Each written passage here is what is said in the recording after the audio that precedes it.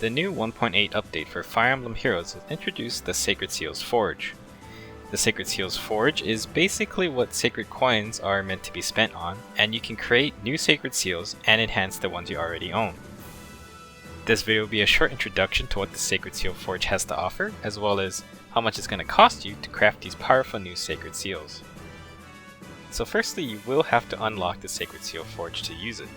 You must first beat the intermission level on normal after chapter 13 in the main story.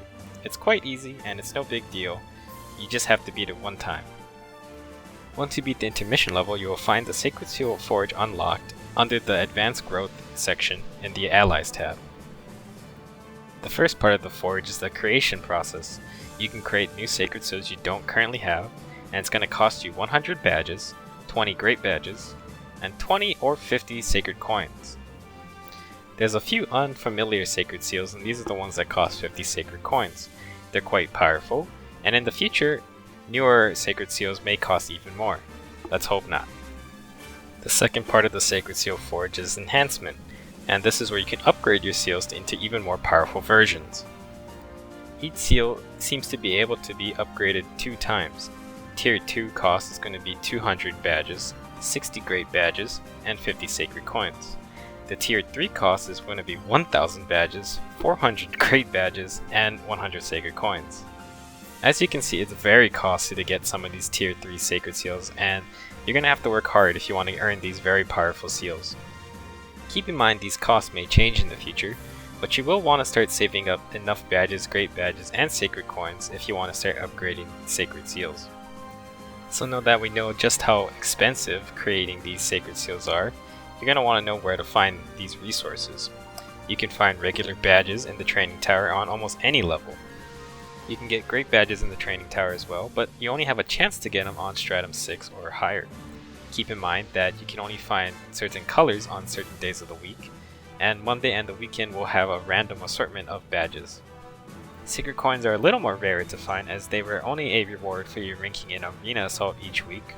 However, with this update, they will be available from Tempest Trials, quests, and even other places.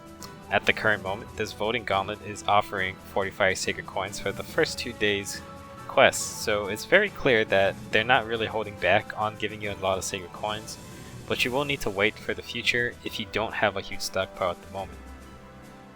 So I know everyone is wondering what sacred seal you should enhance first, because sacred coins are quite rare, and even the highest Arena Assault players are still gated by the number you can earn.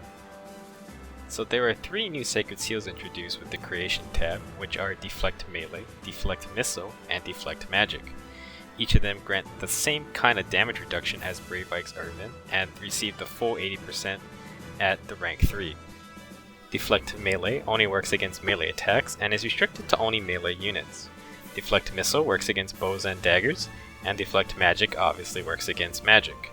You might want to look into these because these are potential answers to counter Reinhardt and Brave Lyn. Essentially, what this damage reduction skill does is it only works when the enemy attacks consecutively. So, for brave weapons such as Reinhardt's Dire Thunder, it's going to reduce the second hit by up to 80%. The damage reduction is impressive, and the fact that you can put these seals on anybody is going to be quite interesting for Arena. I'm not sure how the lower 2 tiers work, and you might need the 3rd tier for it to be even effective against Reinhardt or Lyn, but it's just something to keep in mind if you want to have another counter to those 2. Distant Defense is already a powerful A skill, and the fact that you can get the full tier 3 version without having to use a skill inheritance is quite powerful. I think a lot of people are going to be upgrading this one, since it does also stack with the regular A skill version. Panic Ploy and Attack Ploy are good choices because you don't have to sacrifice your C skill slot for these powerful effects. While I don't think these are going to be upgraded first, they are very powerful and very annoying to play against, so down the line you're going to have to probably start dealing with these. While not flashy, I think the Speed Sacred Seal is a good choice because 1 point of speed can make all the difference between getting hit twice or getting a double attack off for a kill. It's also a great way to patch up a minus speed Bane, and I think more people should start investing into like the regular, just flat stat buffs. My personal thoughts on the Sacred Seal Forge is that it could be a big shakeup once people start getting more enhanced skills. Imagine, once you're in the higher tiers of Arena, when people are running Fury a lot, They could also be running the speed plus 3 Sacred Seal, and that could mess up a whole bunch of matchups you weren't ready for. I think a good positive out of this is that it makes farming badges and sacred coins meaningful.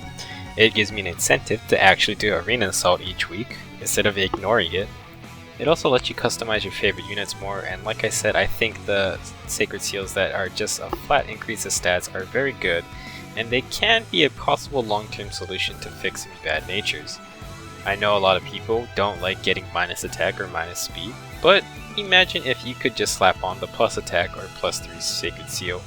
You do probably miss out on having something else, but it is a possible solution for a unit you really wanted to use. I may make an additional video talking about all the Sacred Seals and which ones actually are good and you want to upgrade first. There are some like Hardy Bearing where I'm not really sure what the 3rd tier actually does and how effective it can be, so I'm going to take a closer look at those before I make a final judgment. If you enjoyed this video, then you can definitely check out my channel for more Fire Emblem Heroes content.